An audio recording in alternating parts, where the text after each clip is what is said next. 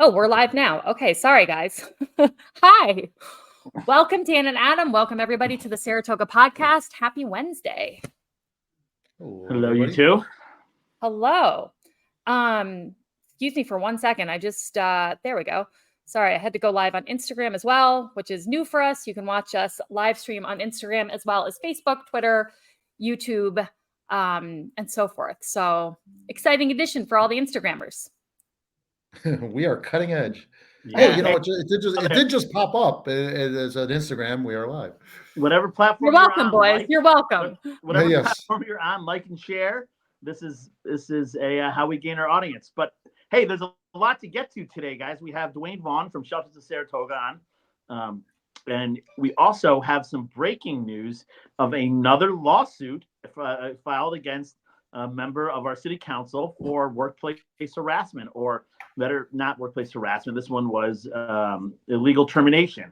So you guys want to talk about that? Yeah. I was going to say, should we start there? Yeah. So I don't know if you both had a chance to read it. I looked over. There was a 15-page suit that was filed with Saratoga County Supreme Court yesterday that contains allegations against a former employee, against Commissioner Dylan Moran.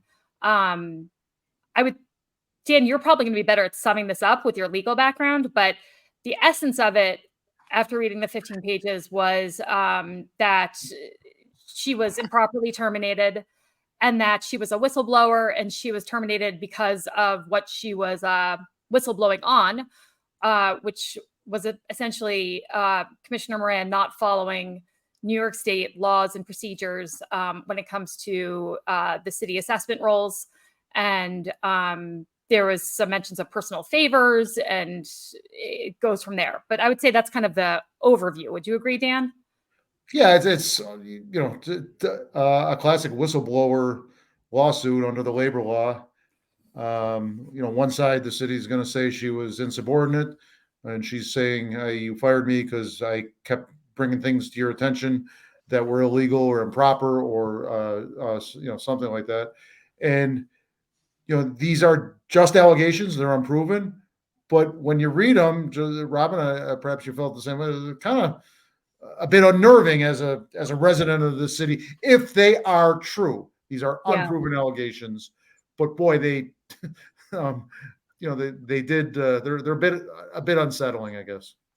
They were definitely concerning, because what it kind of outlined was, it seemed like a pattern of behavior in which she's accusing Commissioner Moran of ignoring, again, the procedure that was necessary in terms of how people's homes were going on the tax assessment roll, and kind of a willingness to circumvent those procedures to give people favors or to make things easier for people that Commissioner Moran was friends with, is kind of what it detailed. Yeah, exactly. I'll walk through real quick. So the Preservation Foundation essentially acquired some properties, and legally the Preservation Foundation does not have to be being a not-for-profit, doesn't have to pay property taxes on those properties. But they just can't say we're not paying property taxes. There are forms, and they have to fill out. They have to provide documentation. It's a procedure. So the head of the Preservation Foundation, who I just want to add is, she's a great lady. They do a lot. The Preservation Foundation has historically done a lot for this city, but they just felt that this was kind of a burdensome. And again, these are the allegations of the complaint, that filling out these forms and finding this documentation would be burdensome. So Commissioner Moran essentially allowed them to circumvent this step in not having to pay the taxes on the property. The whistleblower, the assistant assessment, assistant city assessor. Thank you. She essentially stated that, listen, this is going against New York State law. It doesn't matter if you're friends with them or if legally they probably don't have to pay the tax roll. They still have to go through the step of filling out the forms and providing the documentation. And essentially, that's where the issue arose. For me, that just seems like kind of lazy. And it's not horrible for me, but then it goes on to say how Commissioner Moran hired an outside firm to come in and do assessments, and how he seemed to, and this is kind of the open-ended part of this that would be interesting to see where it goes, that seemed to funnel a lot of contracts and seemed to be wanting to funnel a lot of contracts to this outside firm to do the assessments. Not only that, if she alleges that she thought when Marilyn Rivers was moved from the accounts to the mayor's office, that the money used for her salary, Commissioner Moran wanted to keep that money to pay this outside firm because there was no money allocated in the budget to pay this outside firm. So she goes on to allege more that this outside firm, Commissioner Moran was funneling a lot of the assessments to this outside firm, and without it being approved in the budget to do so. So, for me, that's intriguing, but it doesn't. There's no connection or no allegations that Mr. Moran was receiving any benefit for funding for pushing these contracts to this outside firm. But it was kind of heavily noted in this lawsuit. So, for me, this city council seems to be getting sued by former employees left and right, or including the former one. The Ron Kim administration just lost the lawsuit or settled for $100,000. For me, this is no way to run a city hall. This is absolutely outrageous. The voters, especially the Democratic voters in the city, don't seem to mind. I don't get it so much, but right now, I don't see anything egregious in this lawsuit. Well, so wait, you don't see anything egregious as in terms of, because to me, it was just kind of this sum total kind of gave us an image of a pattern of behavior that I think sounds like it could potentially be in other areas of how this department is being run. It might not be an isolated incident the way this was kind of described in the lawsuit. I mean, that was kind of my takeaway. But again, I know this is all alleged, and so I'll be interested to see how it plays out. But certainly, it feels like there have been a lot of lawsuits. A lot of lawsuits seem to have come up. And the tone of them tend to be consistent, right? There's just dysfunction. Again, this is really hot off the press. I'll read one sentence from it that sort of summarizes the whole thing, at least from one side, right? The city or Commissioner Moran has not, this is this was just filed. The city has not had a chance to answer, but plaintiff had significant concerns very early on as to Mr. Moran's failure to follow policies and potentially unethical behavior. And Adam, I mean, I guess I disagree with you to some degree that there's some things that are very concerning on here that, again, I've got my issues with Commissioner Moran, but I want to be as fair as I can to him on here. These are one-sided allegations so far. Yeah. We've all three of us have been clear about that. But if they are true, they are really bothersome. And it shows you, if this line is true, it shows you the silos in City Hall, the dysfunction. It talks about how they wanted to do something to share, the plaintiff wanted to do something to share data between the building department and the assessment office. And it's alleged here in this complaint that Commissioner Moran's quote, "I scrapped that. I do not want the mayor," and this was in Mayor Kim's time, "I do not want the mayor to get his hands on our highest paid vendor." So there's, as allegations, those are a concern. There's a court process to play out here. But man, can you imagine being the city insurer yet again to get this across your plate? I'm sure they have a lot of municipalities that are frequent flyers, so to speak, within their portfolio. But I think Saratoga is amongst those. Yeah, and there was another mention of Mayor Ron Kim in that filing, where the woman Carrie who filed this lawsuit says that she met with Ron Kim after her termination, and Mayor Kim said something along the lines of, "Oh yes, Dylan has been out to get you." And I just, I think I've almost forgotten how much toxicity there was in City Hall in the previous administration. And just that one line was just kind of a reminder of how bad the interpersonal dynamics were. Early in the term, right? Because Moran and Kim did not get along. Then the whole thing with Commissioner Montanino and Commissioners Moran and Mayor Kim suddenly were allies together against Commissioner Montanino. But early, they were almost bitter enemies. It was ugly. And I do wonder that period. I do wonder, Dan, maybe you have some thoughts on this, why she would have taken so long to file this lawsuit. I was wondering if maybe it had to do with she saw the success of Marilyn Rivers' lawsuit and then decided to take her own action. because it has been a little chunk of time between her termination and what happened and the date of filing. That, that's a reasonable guess on your part with that. I don't know. She may have it may not have been a strategy. She, like you said, she may have just decided on her own, or she might just gotten upset at this point and said, I'm going to do something about this. I've had it. But the Maryland Rivers settlement, I'd have to think that is relevant. I also just noted it wasn't at the end when it kind of like summarized what she was asking for. I didn't find it to be like, this egregious ask. It was basically like she wanted to be reinstated in her job. She wanted to be compensated for lost wages. And then it said, and a civil penalty not to exceed $10,000. Like it's not like she's asking for like, $500,000 or $1 million. Or $100,000. Seeing this precedent for $100,000 as the Maryland Rivers case. Yeah. Yeah. It does seem like she's just like, give me my job back. $10,000 is enough to say, hey, listen, you're wrong. You're guilty.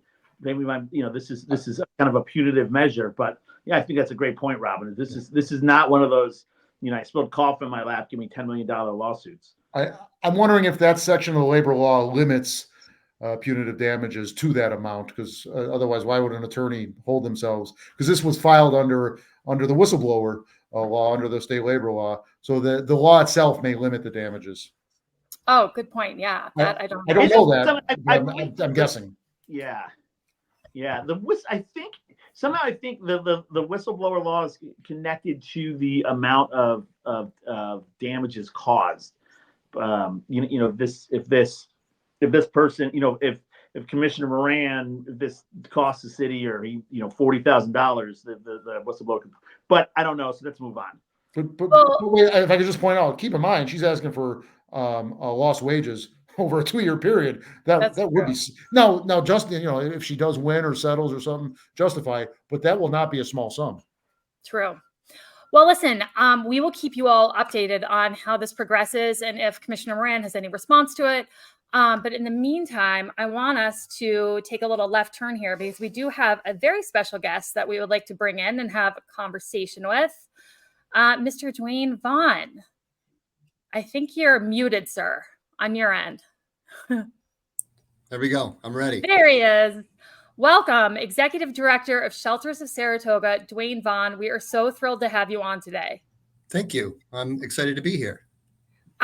So right off the bat, I would love to point out that you guys have at Shelters of Saratoga a podcast that you started maybe six months ago, I want to say.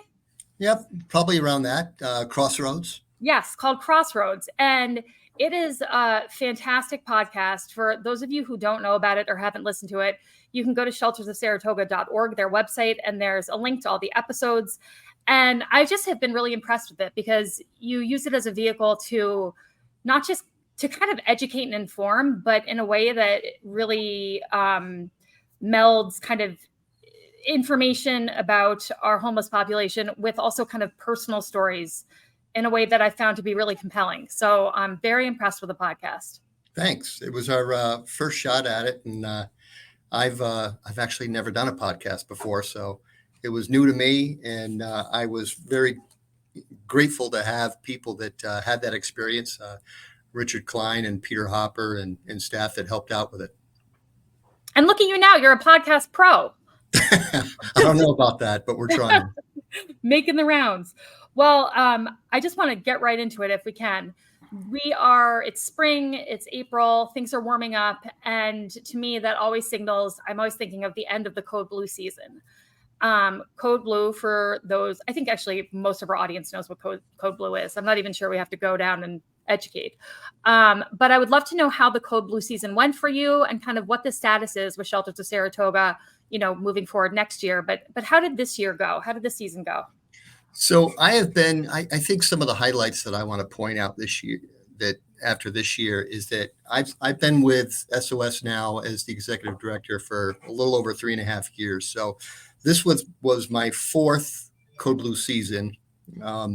And one thing that has been more than evident in our numbers is that we've had a steady increase every single year. Average number of stay, unduplicated individuals, number of meals served. I mean, the growth keeps happening, and it's not just it's not just a Saratoga issue, it's a national issue. The growth is across the board in homelessness in our country. And can you remind people where your current Code Blue shelter is located? Sure. It's 120 South Broadway. It's the old Grand Union Motel. That's where we were this year, and actually we still are. We will be open tonight and tomorrow night. We've got real field temperatures dropping down to below 32. And but the long-term forecast looks like we're going to be shutting it down Friday morning. Okay. Can you real quick, actually, Duane, maybe give people, tell people what the difference is between a Code Blue shelter versus the conversations we've had about a kind of a low barrier shelter? Sure. So Code Blue is a state mandate in New York State. It was handed down by the governor years ago, where if the real field temperature, 32 degrees or below, happens, that each county has to have a plan to house people that are street homeless. So essentially what we're talking about, it could be, 34, 35 degrees, but if the wind's blowing and it's 32 or below, we have to open a shelter. So, well, actually, that's not completely correct. The county plan could use other options for housing. They could use motels, like some of our smaller rural counties might use motels to house people, or, there's all different types of venues that they may use. But for our county, the congregate seems to work best. We've used a couple of different models. We've been at for Adelphi Street, and we outgrew that location. We've outgrown locations every single year, and it gets more and more difficult to find that right location. Just to give you an idea, we served about 310 unduplicated individuals. And when I say that, I mean one person staying one night and not being counted again. That person not being counted again is an unduplicated individual. So our max capacity was around 75. We were at max capacity most of the season. We're looking at 170 days that we've been open. Wow. Wait, let me ask you a question, because this is something I struggle with our homeless population here in Saratoga. Saratoga has shown itself to be a very very kind, I think, generous city. And because of that, there's a lot of services for the homeless population. Homelessness is a spot issue, so it doesn't really necessarily matter where you became homeless, more where you are now. How does a city like Saratoga balance the fact of, okay, we do not want people on the streets, dying on the streets or freezing at night. We want to offer them shelter, but how do you balance that with the kind of, if you build it, they will come mentality of the more services we offer, the more of other area and other homelessness we will attract to our city? Well, that's interesting, because I get asked that a lot, and I don't know if I have the right answer for that. If you build it, they will come. I think the point that I want to put across here is this is not a political issue. This is a human issue.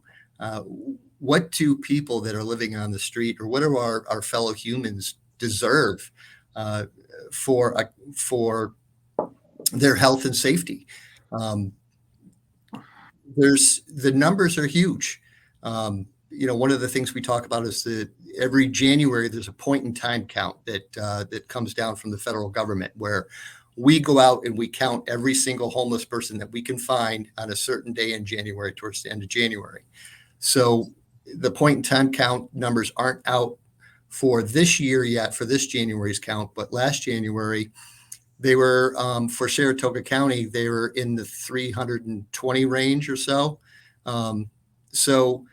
And you're talking in January, is that an accurate count? Do we have the capacity to get out there and to be able to find these people? Are there some people, because it was a cold night, might have been staying with a friend or something like that? So it's a very difficult thing to count. I think when it comes to, if you build it, they will come. I think what we need to do as communities is we all need to get on the same page. What I mean is that Saratoga County has to be on the same page as Albany County and Schenectady County and all their surrounding counties. And then you're not going to get that transfer of people that are going back and forth. It does happen, not to the degree that people may think it does, though. Thank you. If I could jump in with something here. Sure. one quick aside, I've been listening to a couple of the podcast episodes. I think it was your earliest one, or maybe your first or second one, where you talked about the history of homelessness and the city's response to it, maybe for the past 30 years. Duane, I really enjoyed that.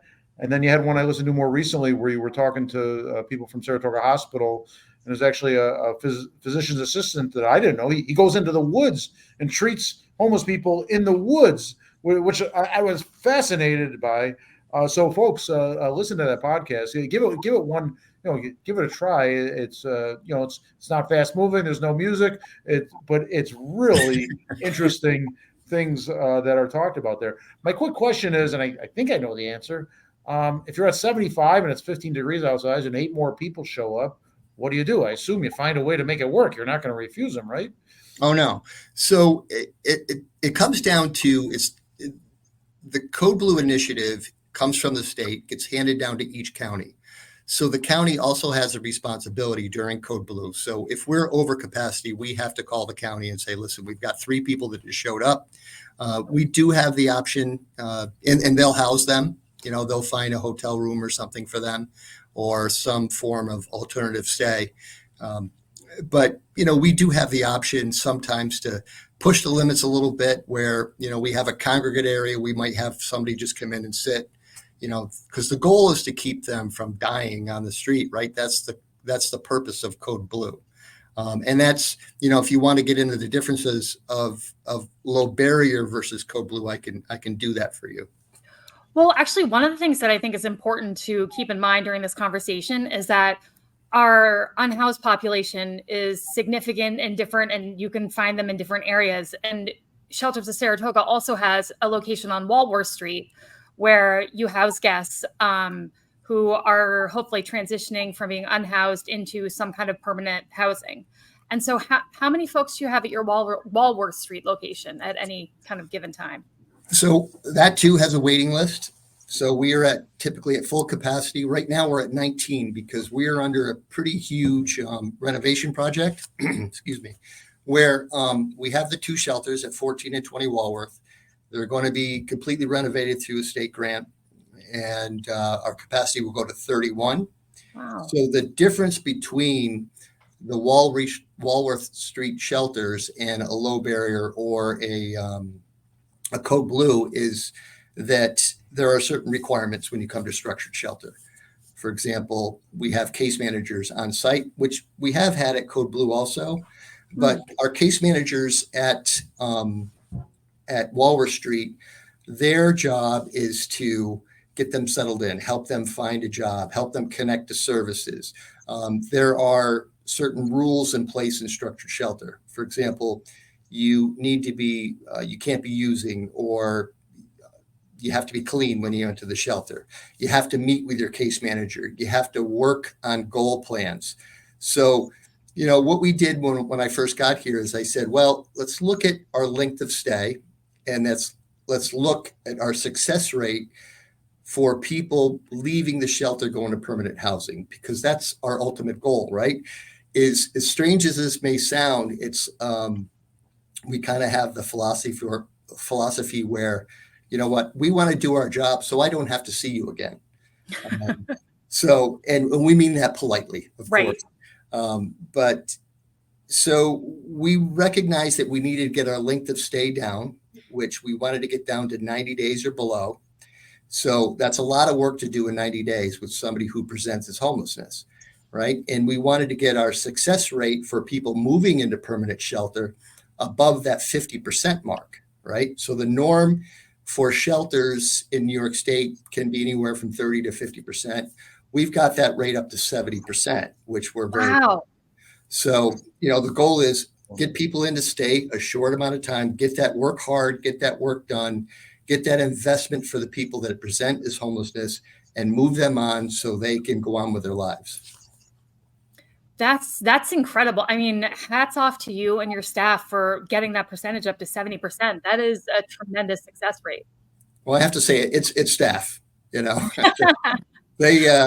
do a heavy lift. There's a lot of people, especially, I can't say enough about our direct care staff. Those are the people that are working those, evening shift and overnight shifts that are building those relationships and helping guide them and getting them through the weekend or whatever it might be, because we don't know what it's like to live in their shoes.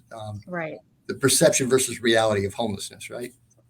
I think what's also really important, though, is kind of when you hear about Code Blue and the folks who are staying at Code Blue, because truly we don't want them to freeze in the street. They're freezing. They need someplace warm to stay, but they might be habitual drug users. They might have some mental health issues. They might be living on the street, when the temperatures accommodate that, versus the folks who are at your Walworth Street location who are in a completely different situation, but we still, group all these folks under the same umbrella, despite the fact there's such a huge difference in terms of what their situation might be. Well, they could be at a different stage of homelessness. And, when it comes to dealing with addiction and alcoholism, things like that, that happens in our general population. And I think people need to recognize that. Right. One study that I really like to point out to have people look at is a study done by the United Way. And it's very easy to Google. If you Google United Way ALICE, which stands for Asset Limited, Income Constrained, and Employed. It's a study on the working poor that comes out every 2 years. And when we've got 40% of New Yorkers who are living paycheck to paycheck or below, there's a lot of people that are on the precipice of coming to a Code Blue or coming to a Walworth shelter, where it could be a flat tire on the way to work, or it could be a medical bill or something like that, or the loss of childcare, which push people in really hard situations. Absolutely.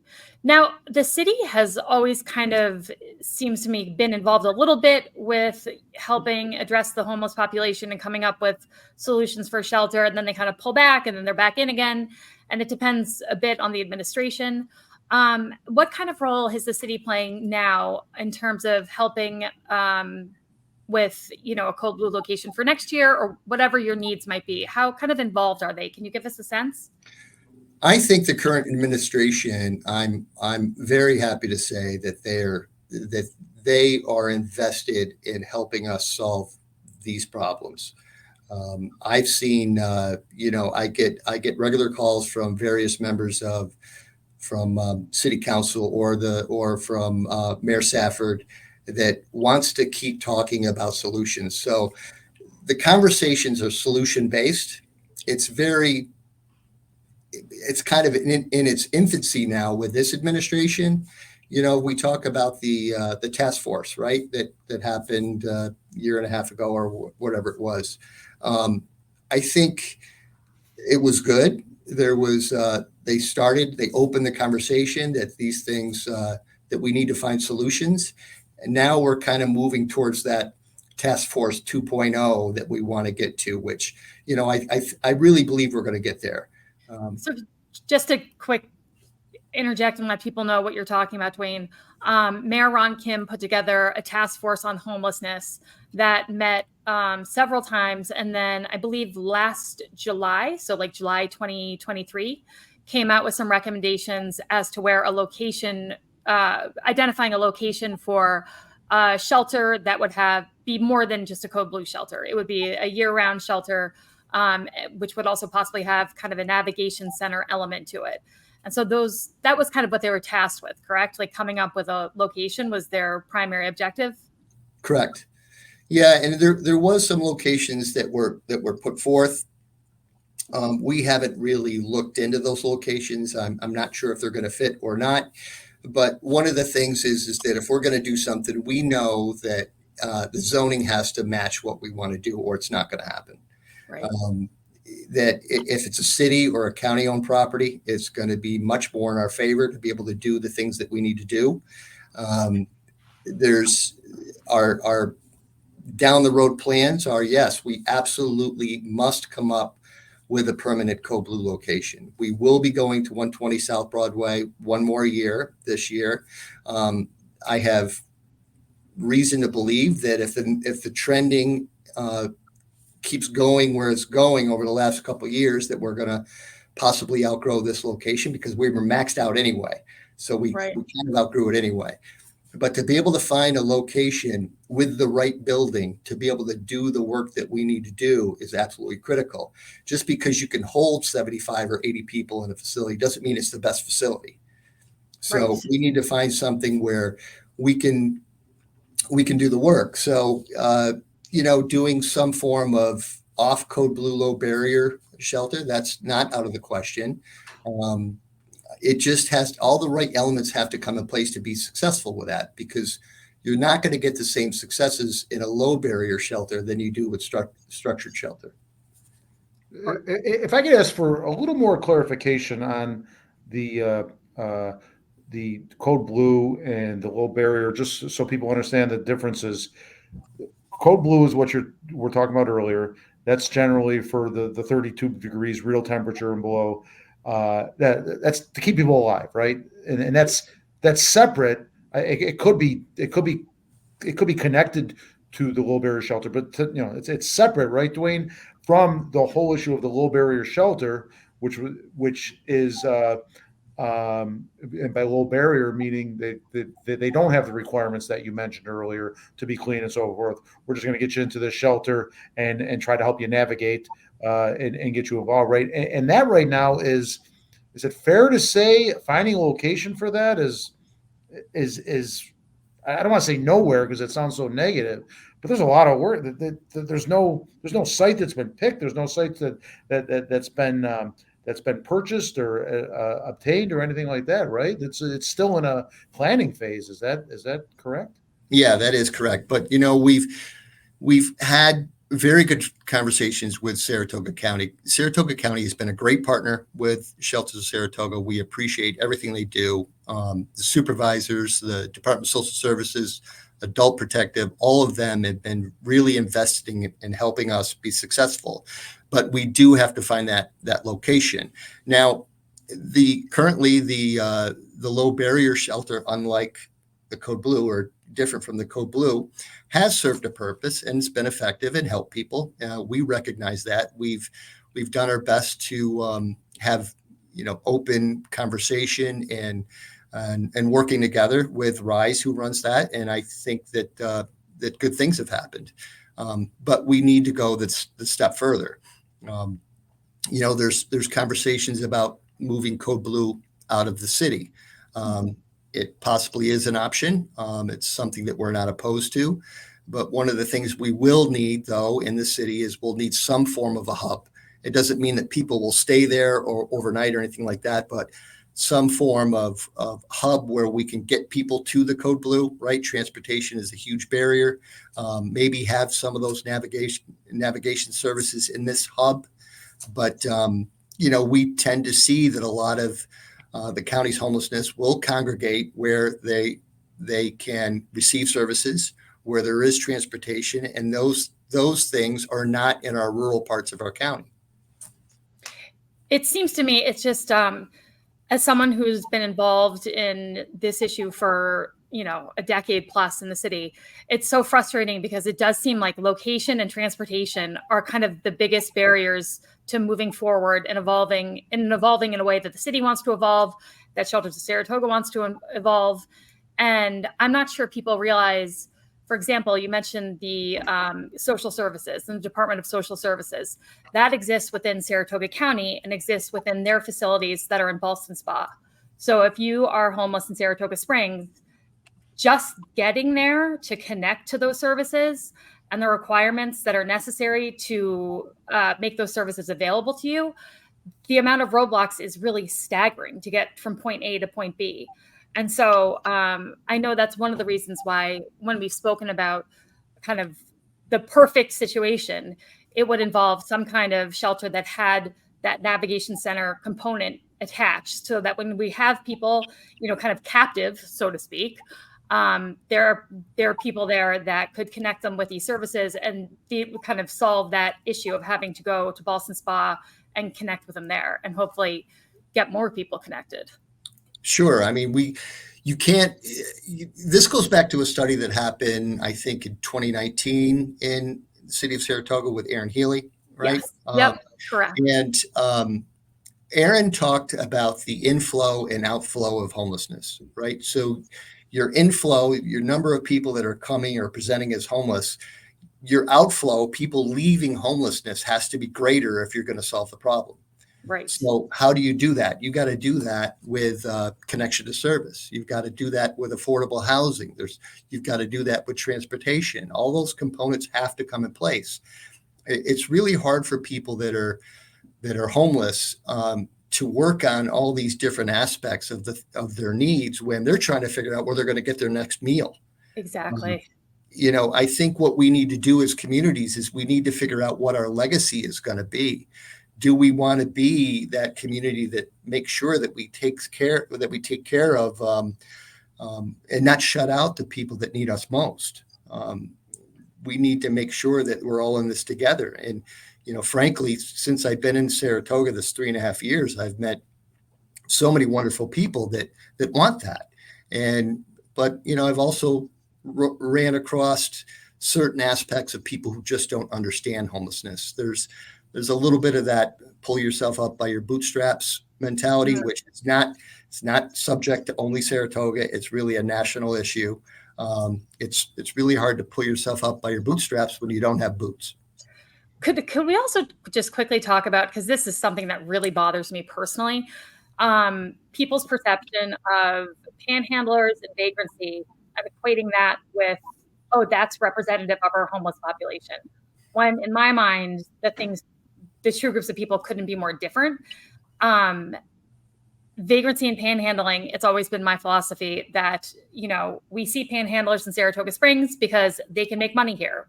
We have a vibrant downtown, and people who are giving panhandlers money, so they can make a lot of money, more so than they could probably in any other surrounding area.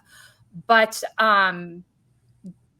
kind of reducing the number of panhandlers we have isn't solved necessarily through all these different housing solutions we're talking about, because it's a different group of people and we're not necessarily talking about our unhoused population. Is that kind of somewhat accurate, Duane? Yes. I think the alternative to handing money is supporting the services that are out there. And I'm not just talking about SOS. There's so many other agencies that provide services to homeless. There's Wellspring and Healing Springs and Captain and Rise and so many of these agencies. We have the tools and the expertise to help these people, and not all panhandlers in that you see are homeless.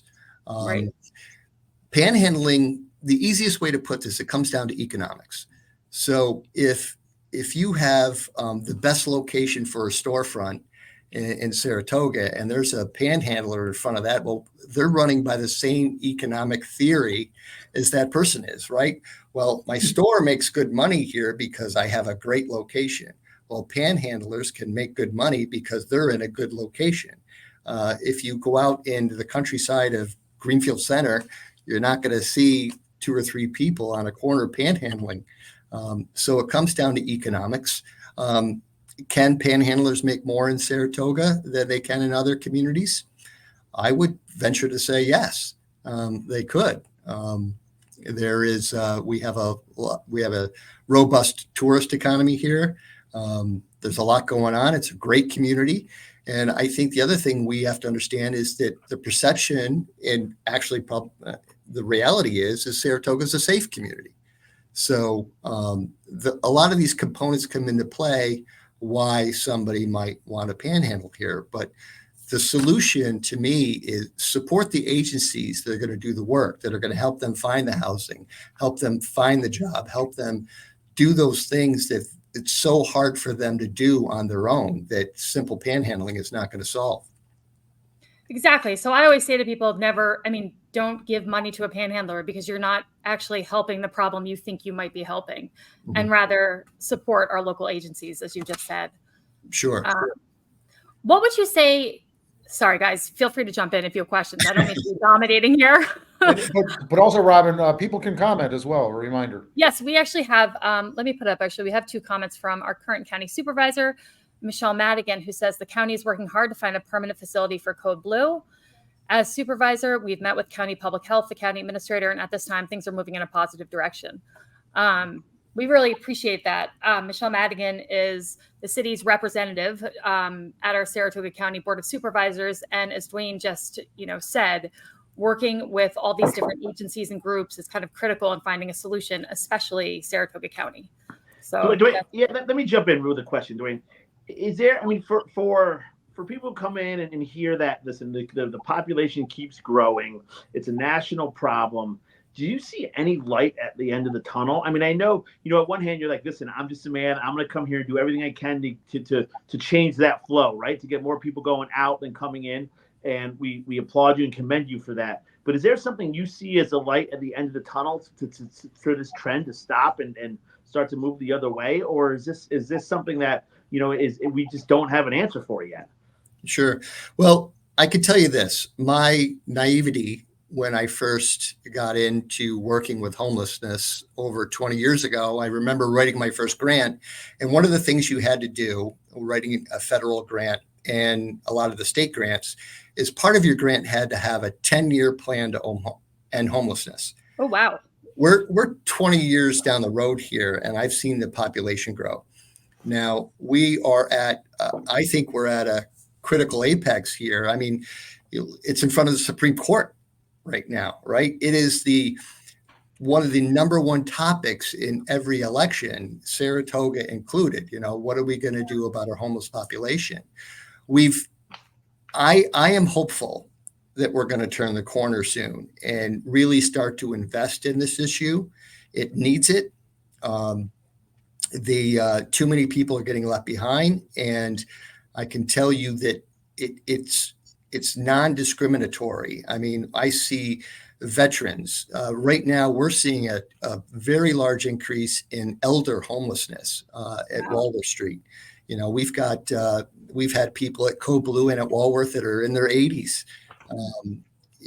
One story that kind of sticks in my mind is that I think it was last year or the year before at Code Blue, we had a 77-year-old homeless veteran.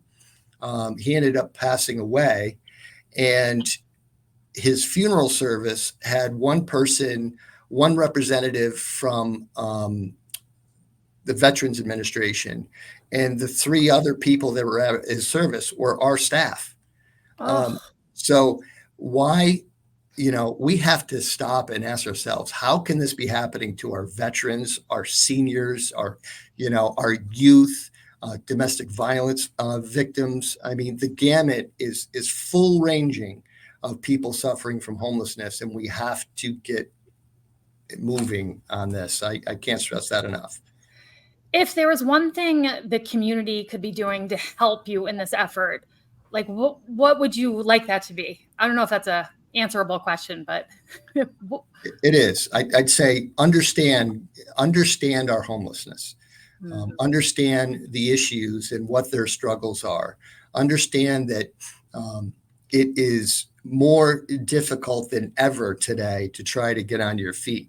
We see that with young people that are staying longer in their parents' homes, right? Right. I know Gen Xers like myself and you guys we're 18, we were gone, right? We were out of the house. We could be independent. It wasn't that hard for us to be. It's different now.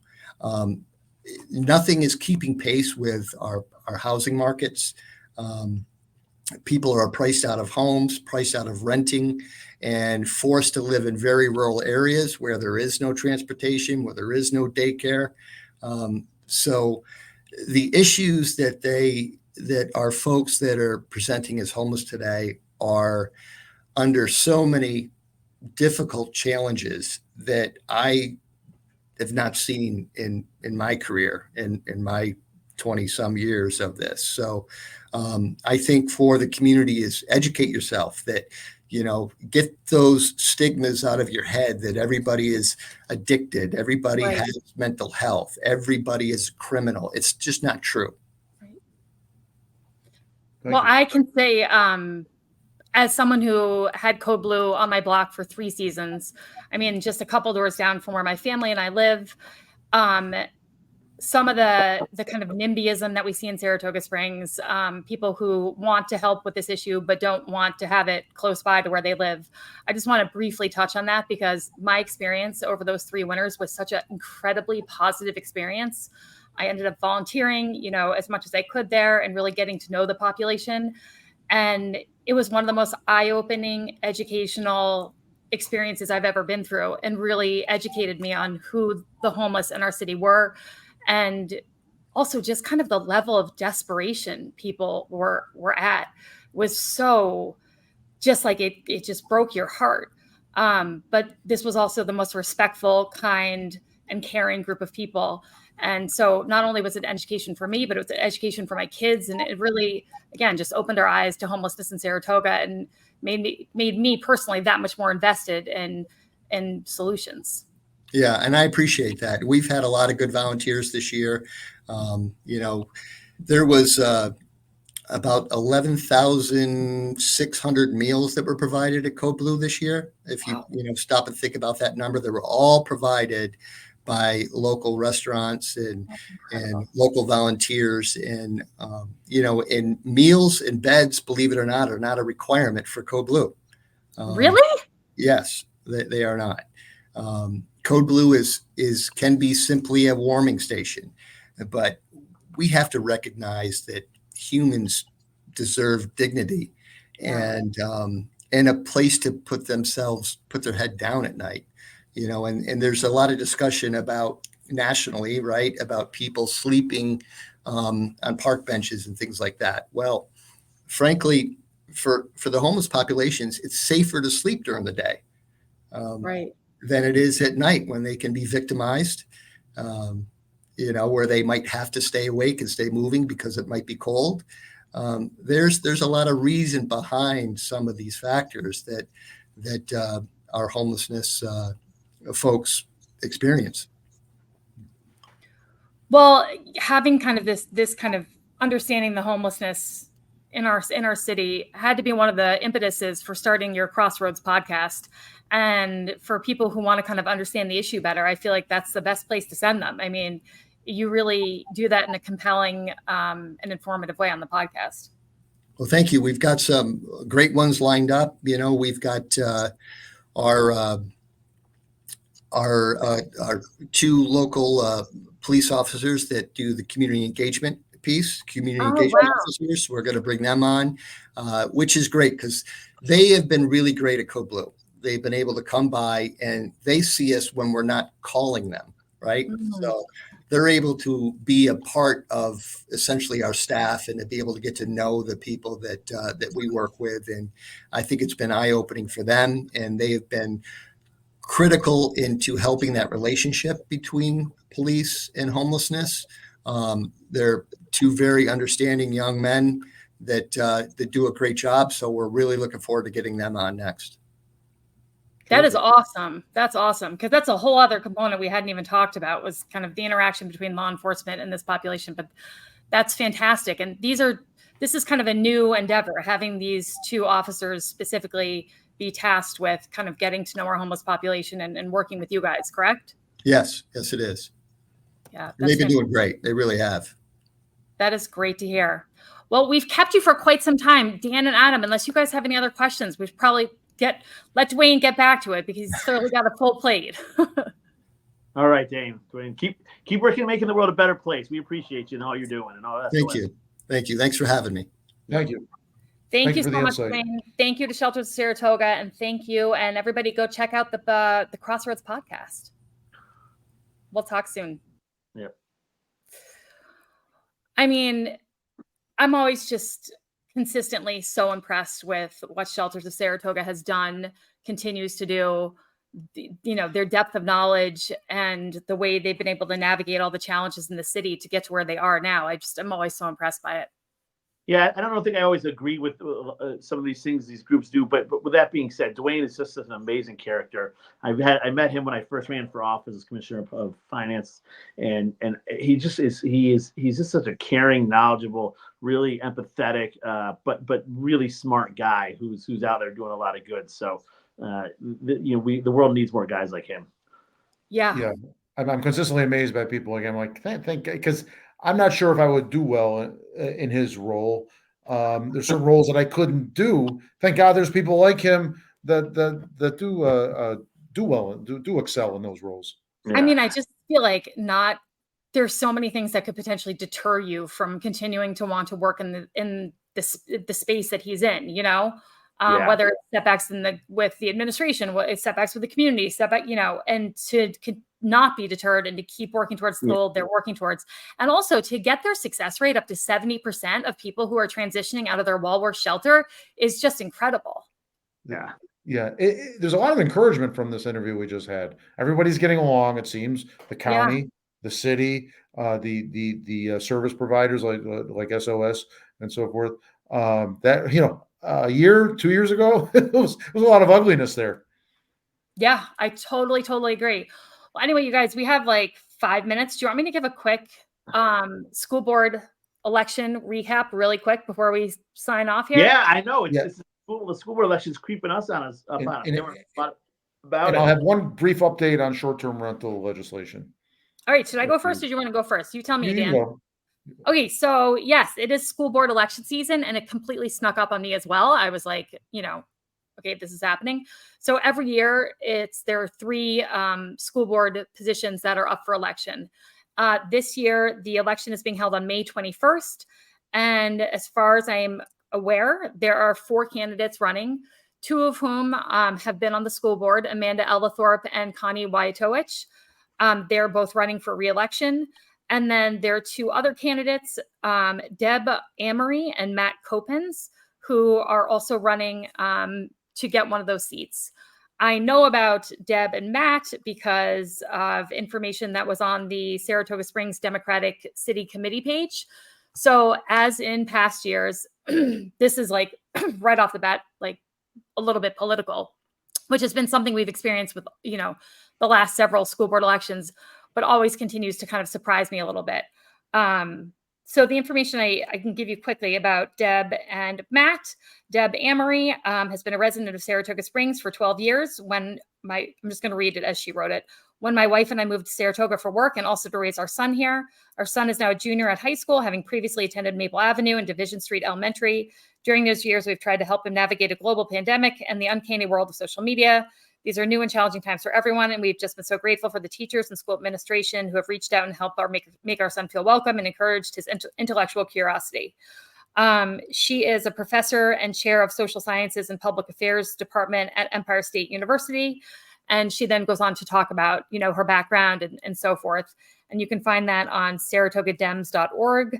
Matt Copens says, "Hi, I'm Matt Copens. I'm excited about the opportunity to run for a seat on the Saratoga Springs Board of Education to make sure that our schools continue to strive for the best outcomes for our students and our collective future.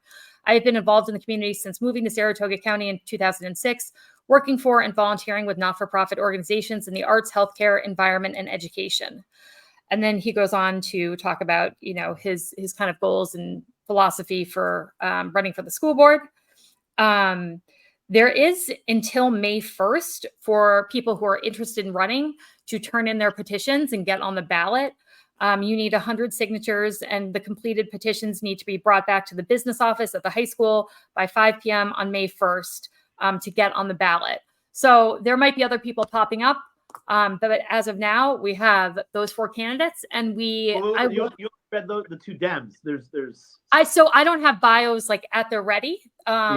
For Amanda and Connie, but I can say Amanda and Connie are the incumbent. Correct. Exactly. The incumbent school board members. I've been impressed with that. Just to throw in my 2 cents, I've been impressed with them as they've been on the school board. One thing that was very important to me is to get SRO or school resource officers in our school. That's something the Democrats, the candidates have opposed in the past and voted against. So. Again, I'm pulling for Amanda and Connie. I think they are they've proven themselves on that school board. I think they do a great job for our kids. So I don't want to skip over talking about them. Sorry. Yes, totally. I just in my searching online, I hadn't found any campaign stuff for them, although it may exist out there. So I only had kind of those 2 new bios to talk about. There is a League of Women Voters forum on May 14th at 7 p.m. that we'll get to know some of these candidates at. I don't know if everyone's participating. I just know that's the time it's being held. I will be reaching out to all of the candidates to see if they want to join us on the podcast, so we can hear from them directly and talk about what their goals are for being on the school board and their 3-year term on the school board. All right. That's my little sum up. School board elections coming up, folks. Dan, short-term rental, what do you got? Okay, just one kind of overall update. Commissioner Moran has made it clear this will be moving forward from the city level, and good. I think the city does need to address this, but he coupled it almost always by saying this in the state budget, and he said this oftentimes without qualification. In the state budget, the state will have legislation where the state will create the registry, and the municipalities would have the option of doing it themselves. But he didn't really qualify too often anyway. And it turns out the state legislature did not, or the final budget language did not include short-term rental legislation in it. Now the legislature's in town till June, so that it very well could be done during the rest of the session. In fact, it may very well be likely that happens. But regardless, the city still needs to go ahead and do it. But Commissioner Moran sort of painted it as there was a gun to our head. We had to rush and get it done. And I don't know if I agreed with that from the beginning, because it was 120 day delay on the original legislation anyway. But in any event, there's less of a reason to be urgent about it. But I think the city should be moving forward and come up with a reasonable, measured short-term rental legislation that tries not, like our guest Mr. Goodman said last week, not to please everybody, but to address the goals of the city that I think we all agreed we don't know exactly what they are at this point. We got some ideas what they are because they've been mentioned, but what are they in order, right? What's the hierarchy of them? That I don't know. And we haven't seen, correct me if I'm wrong, but because the public hearing on this issue has been kept open, so people can comment at the city council meetings with their thoughts, feelings, opinions, but we haven't seen an updated proposal, have we? No, and I even emailed Commissioner Moran a few weeks ago asking him for that. He promised me something would be forthcoming, but he acknowledged there was nothing out there, which is a bit of a concern as well. Now, granted, if he's not planning on acting on it till July, there's plenty of time, right? Because he wasn't going to get anything done. He acknowledged they won't do anything before track season. Track season will be like the last 150 years and kind of free for all. But it was September, I think, the fall that he was looking for to implement things. So there is some time, but I'd like to see some more transparency. And to your point last week, Robin, I'd like to see collaboration. Maybe there has been, but we, the citizenry, we, the taxpayers, have not been notified of collaboration. It seems to be, it was all in Commissioner Moran's house, so to speak. Correct. Well, I'm curious to see what, all the feedback and people who've gone to public hearings, how that's potentially affected what he's going to propose. And I think it's a good thing with New York State, because I do think this topic in general is so complicated and nuanced and complex in terms of what we want to accomplish, that time is a good thing here. Yes, absolutely. Yeah. Well, thank you for that. We'll keep everybody posted. And that brings us to almost an hour and probably our cheers and jeers. Yes? Sure. What do you think? Look at that crazy animation. Guys, it might be time for me to update our cheers and jeers animation. No, that's a classic. You like it? Anyway, I'll start. I got 2 cheers. One for Speaker of the House Mike Johnson, who brought forth legislation to get Ukraine the aid they so desperately needed. He bucked the hardliner in his party, the Moscow Marjorie, and the MAGA troop who was threatening his speakership. And also, cheers to the Democrats who kind of supported him and gave him the confidence he could to do this without worrying about his speakership. So I thought that was a really great moment for our country to kind of to come together to get something that's desperately done. Like I mean, for these hardline Republicans, it is in nobody's interest to have Russia walk into Kyiv. This is ridiculous that this wasn't supported earlier. So cheers to Mike Johnson. My second cheers is also to Mike Johnson, who's going to be going to Columbia University. Colleges, these safe spaces that are free of trigger words are now they are absolute. They're anti-Semitic cesspools right now. If you're a Jewish student, you're harassed, you're yelled at. Speaker Johnson's going to go to Columbia and he's going to see what's going on there.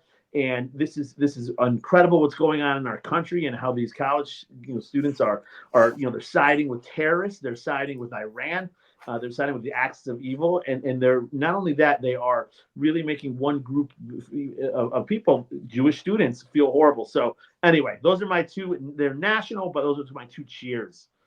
Adam, I feel a little uncomfortable cheering Mike Johnson twice. Just in general.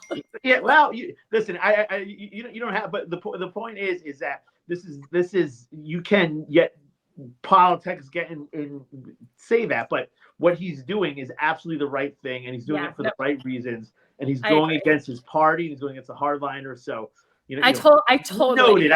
I know that the Democrats are get into abortion or gun rights, and that's a different subject. But for right now, these issues, he's on the right side of history.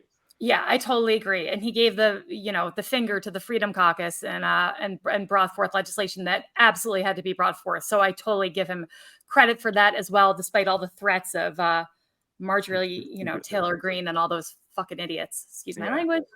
Dan, do you have a cheer and jeer for us? I do. I've got a jeer that's going to make Adam jump out of his seat because he's going to agree with me, and you probably will as well. Listen, I'm a fan of the press.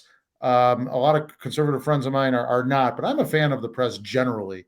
But this article in the Times-Union about the city balking at paying Mayor Kelly, this article by Wendy Liberatore, who I've had good interactions with, but it was horrible. It was so one-sided. And I'm not, I have never really been the biggest fan of Mayor Kelly, but I'm going to stand up for her here because it's not. It doesn't give two sides of the story. Granted, Mayor Kelly didn't respond. She couldn't respond. But her attorney could have. So I wish somebody from her side would have responded to this article. It's in today's TU.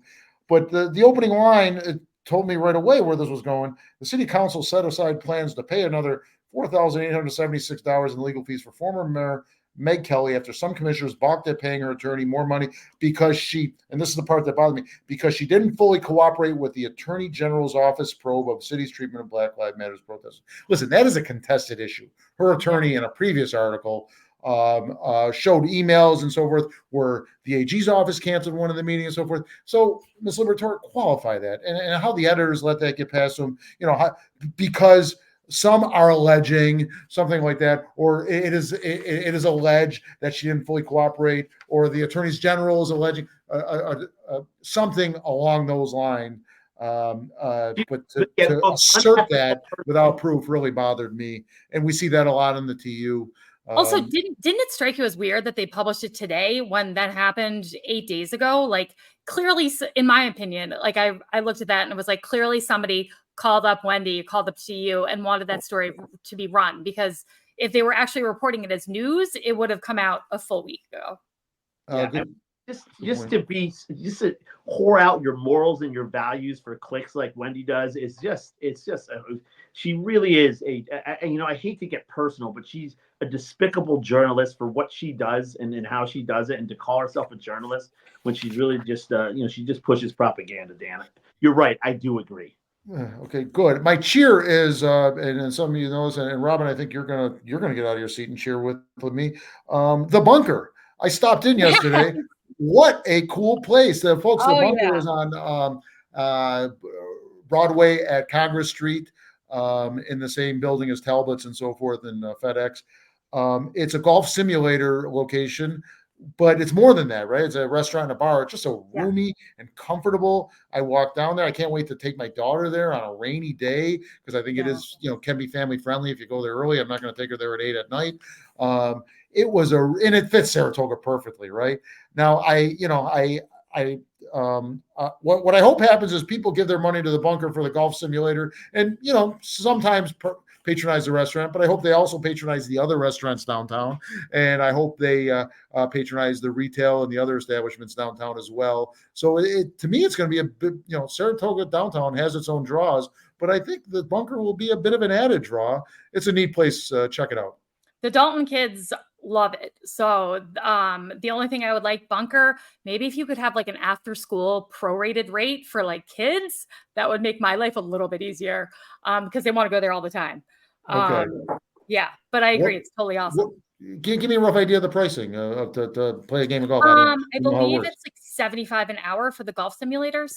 Yeah, it's steep. Yeah. Right. Okay. My son wanted to go. I'm like, you know what?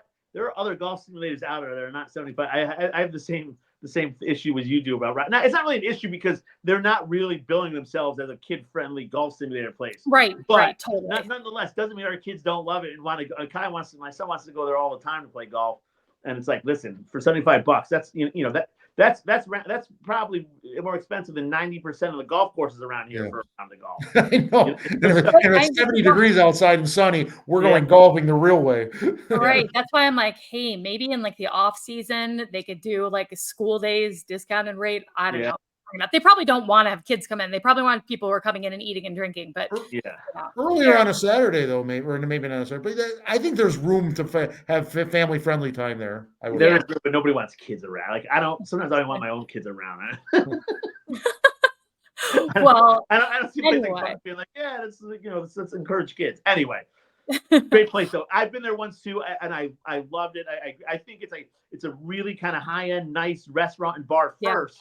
And that with simulators. Oh, it's almost like a really cool spot first that just happens to have simulators as opposed to like. Yes. Totally agree. Well, I'll do a quick cheer and jeer. It's actually the same topic. It's both my cheer and my jeer. So I wanted to just quickly cheer Saratoga Broadway Deli. Their food is fantastic.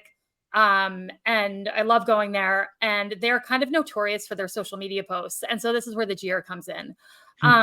The owner of Saratoga Broadway Deli posted this that I found just like so disturbing and upsetting on social media. He said, when I opened this place, I knew I would face a certain amount of scrutiny.